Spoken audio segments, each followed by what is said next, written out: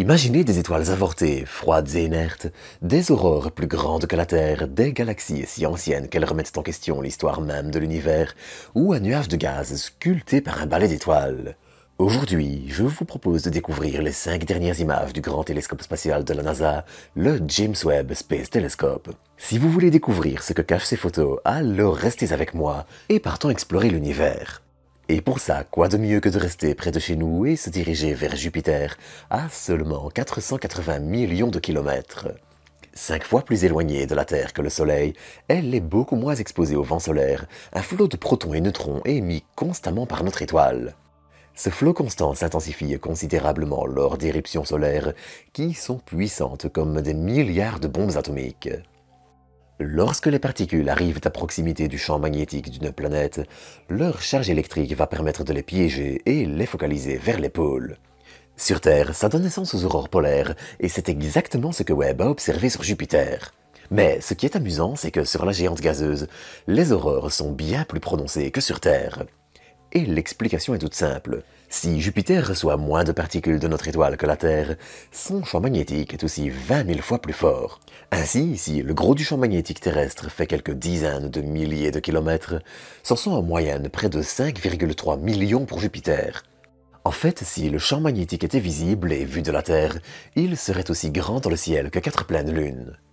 Avec un tel champ magnétique, la planète n'a pas de mal à capturer des quantités colossales de particules sur une grande zone qui sont redirigées vers ses pôles et créent des aurores gargantuesques qui font 2 ou 3 fois la largeur de la Terre. Et ces aurores changent vite.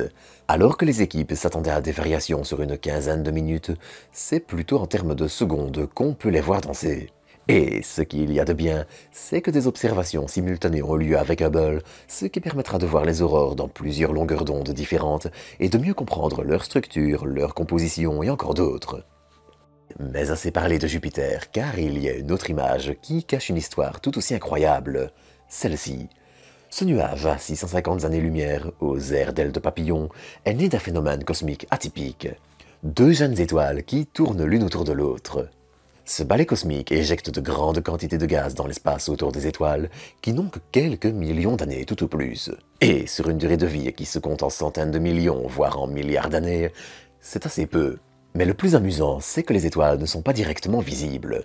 Si elles éclairent le gaz qui les entoure, elles sont cachées par des bandes sombres visibles à 90 degrés des ailes, en plein centre. Ces bandes sombres sont des disques de gaz en orbite autour d'elles, qui en masquent une grande partie de la lumière vue de chez nous. Et l'étude de ce genre de nébuleuse, le nom que l'on donne aux nuages de gaz dans les galaxies, n'est pas dénuée de sens. Elle permet de mieux comprendre comment les étoiles se forment, mais aussi comment se comportent les systèmes à 2 étoiles. Il faut en effet savoir que la forme de la nébuleuse est directement la signature du mouvement des étoiles, et que chaque détail peut nous en apprendre quelque chose. Car si ces systèmes sont assez courants dans l'univers, eh bien leur formation et leur jeunes âges restent flous. Comment les disques de poussière qui donnent naissance aux planètes se forment dans des systèmes binaires? Sont-ils stables? Quelles interactions il y a-t-il entre les étoiles? Autant de questions qui restent encore brûlantes et que ce genre d'observation aide à mettre en lumière. Mais aussi belle soit-elle, une nébuleuse ne reste qu'une poussière à l'échelle d'une galaxie. Et certaines de ces galaxies cachent justement parfois d'étranges histoires. Comme la galaxie du Sombrero, une galaxie située à 29 millions d'années-lumière de chez nous. Tenant son nom de sa forme, vous l'aurez deviné, de sombrero, la galaxie est assez particulière pour une autre raison. Elle présente en effet un disque épais, sombre, une sorte d'anneau tout autour d'elle, mais ça j'en reparle dans un instant. Et Webb, en observant en infrarouge, observe justement un type de lumière qui passe bien à travers ces poussières et aide à savoir ce qu'elle cache. Et il y a un mystère à percer. En observant la galaxie du Sombrero depuis plusieurs années déjà, on s'est rendu compte d'une chose, que la galaxie a des étoiles mais alors là très variées. En fait, quand des étoiles se forment dans une même nébuleuse ou dans une même galaxie, elles vont avoir une composition un peu similaire. Ça varie extrêmement finement évidemment, mais on retrouve plus ou moins de traces de tel ou tel gaz, tel ou tel métaux, et c'est une sorte de signature. En fait, c'est un peu comme une empreinte digitale qui, dans notre Voie lactée, permet de savoir qu'un amas d'étoiles a fusionné avec un autre, ou que 2 populations d'étoiles séparées ont en fait des origines communes. Mais ce qui frappe avec la galaxie du Sombrero, c'est justement que ces étoiles sont particulièrement variées et mixées. Ça, plus une structure assez atypique, pousse à envisager que la galaxie aurait connu, il y a des milliards d'années, une collision et une fusion avec une autre galaxie.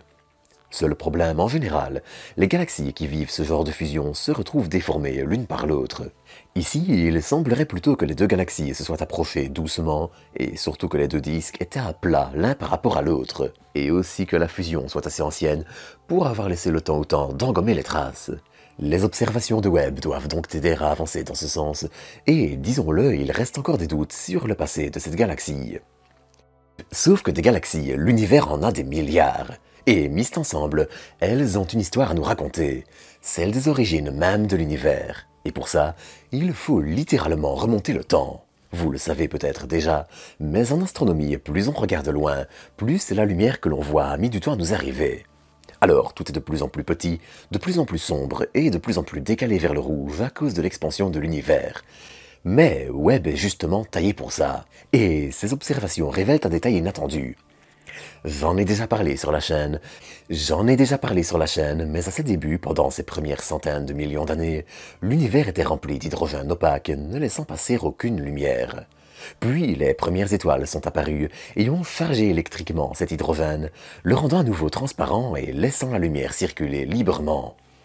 Cette époque, nommée la réionisation, est considérée comme la limite au-delà de laquelle on ne verra jamais rien. Trop opaque, l'univers ne permet pas de distinguer des galaxies ou des structures individuelles.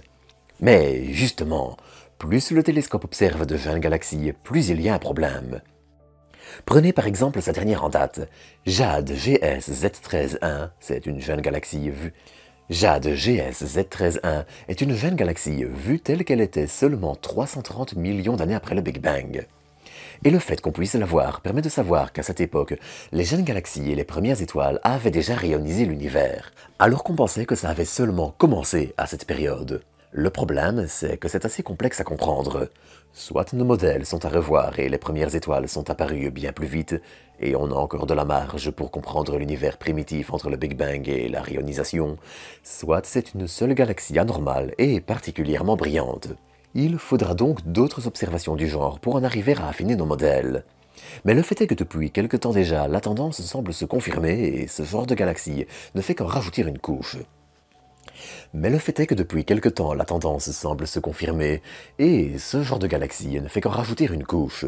plus près de la Terre aussi, il reste parfois des mystères assez sombres.